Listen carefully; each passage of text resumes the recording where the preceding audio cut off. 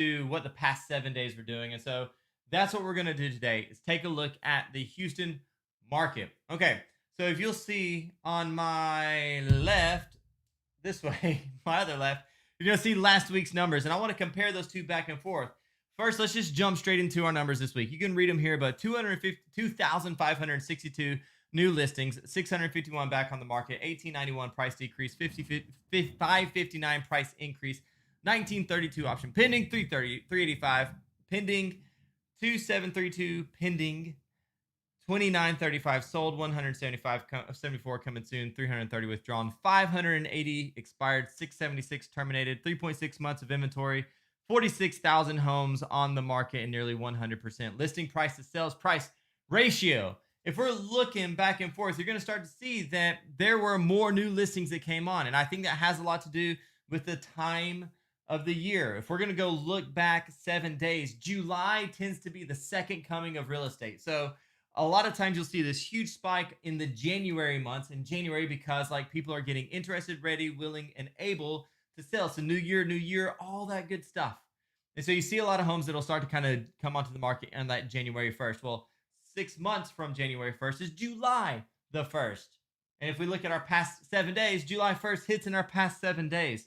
July 1st tends to be that 6 month period where a lot of people's listings ended up being set for their the term of that listing agreement, which is why if you scroll down and you look at expireds, 580 expireds this week compared to 103 expireds last week. It is because a lot of people tend to set it in those square numbers. If I'm going to list your home now, 6 months from now may be X, Y, and Z, but I'm going to put July 1st, and you see a lot of that kind of uh, happening, right? So that's just kind of a good standard quid pro quo of the real estate. I don't even know if that was the right thing to say, but it felt good. I mean, hello, the genie said it on Aladdin, so I can say it while I'm doing my market update. And so if you look at this, guys, you're going to see new listings that came on the market. I think that has a little bit to do. It's not many, but it has to do with what's happening right now. And again, kind of going back, everything else tends to be just about the same. We are still having a very, hot market. If you look at our months of inventory, it dropped to 3.6 months of inventory. Again, just to explain that to you, if this is your first time watching this, months of inventory means if nothing else came onto the market right now in 3.6 months, we have zero inventory left. And so we have 3.6 months of inventory.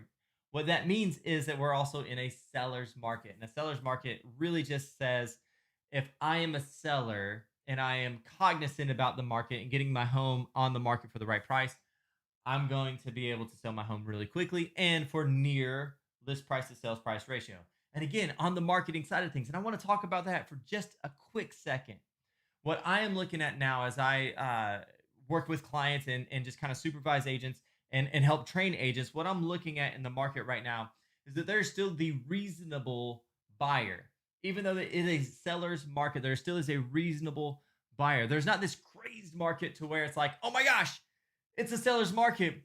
We can demand whatever we want and test the market and see what we get. That's just not happening right now. And so the reasonable seller attracts the reasonable buyer, and that happens fast. The unreasonable seller that's testing the market right now, they're seeing more days on market, not many, but what they're not seeing is that testing price actually come into fruition.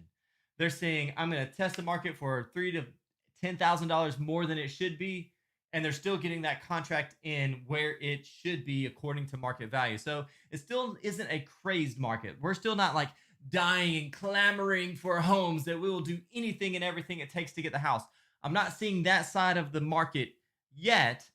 However, if inventory continues to drop, we will see a little bit of that craziness pop in. One of the things that I will tell you though is pay attention to appraisers. Okay. So this is something that a lot of real estate agents won't jump into to have this conversation, and I won't either because it's not my world. However, I will tell you, appraisers will tend to get cautious when the economy is getting a little bit wishy-washy. And I don't know if you're paying attention to this, right? The economy is super wishy-washy. We are not back to full swing right yet. There's a lot of empty buildings full of empty people. There's not full of empty people. That didn't make any sense. Not full of people. I guess empty buildings. I need to say the people side of things, but here we go. We are not back to normal, which means businesses are still actually suffering. I've watched a couple of the trends going on, and I was looking at Austin numbers today, and you're watching some of these businesses where like they're seeing 18 to 32% drop in their business. It's getting a little bit crazy out there.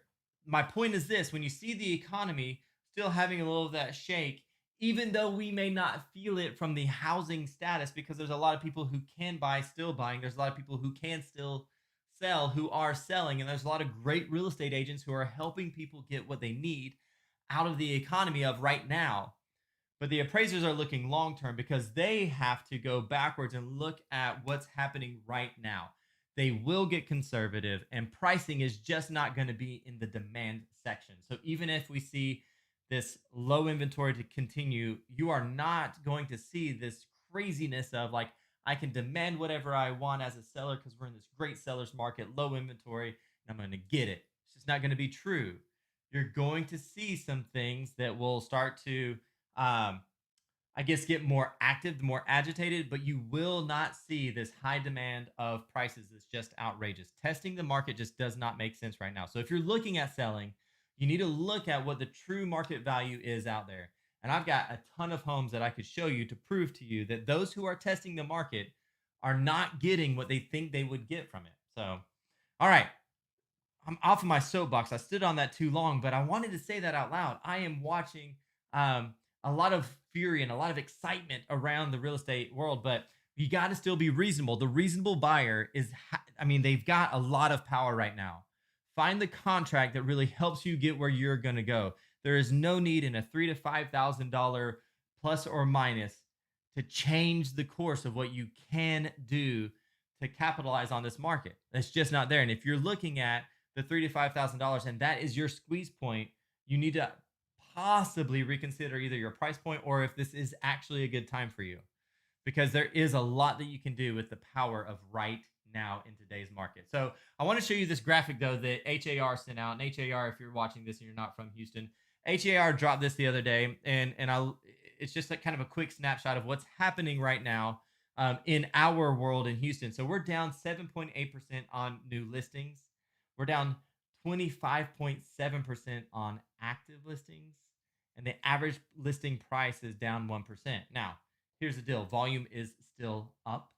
We're still seeing great homes come on, and great homes at market value get 100% of their market value. We're still seeing all that, but this little box here at the end, the average price point dropping by 1%. I'm going to tell you, like, if you started stretching that out, it's the proof of what I just said, that the reasonable sellers and the reasonable buyers are making good deals. The unreasonable people who are testing the market are not seeing those tests come to fruition. So find yourself a great realtor, get yourself somebody who's an economic leader who understands what all of this means, and they're not just feeding you whatever they want to do as their marketing ploy. Get somebody out there who can help you buy and sell real estate. If you need any help at all, by all means, you're welcome to email, text, or call me. I 100% will help you out. I love this. This is fun. And you should be able to understand all of this that's going on. People shouldn't be hiding this under a rock somewhere so they have the leverage. The consumer deserves all the power. We're just here to advocate for you. If we're a great real estate agent, we should be advocates for you. So this is Randy. This is the market. That's last week. Well, that's last week. This is this week. This is this week. The backwards thing. I'll work on it. Next week, I'm going to be really good at this. This might not be true, but at least you'll come and show up. Y'all have a great day. Emily and Nicole, thank you so much for coming in and checking me out. You guys leave a comment. If you have questions, leave comments. Email me directly. I don't care. It's all good. RandyOlive@kw.com. I won't give my cell phone out. I'll pause on that one. But y'all are awesome. Thank you so much. Go have an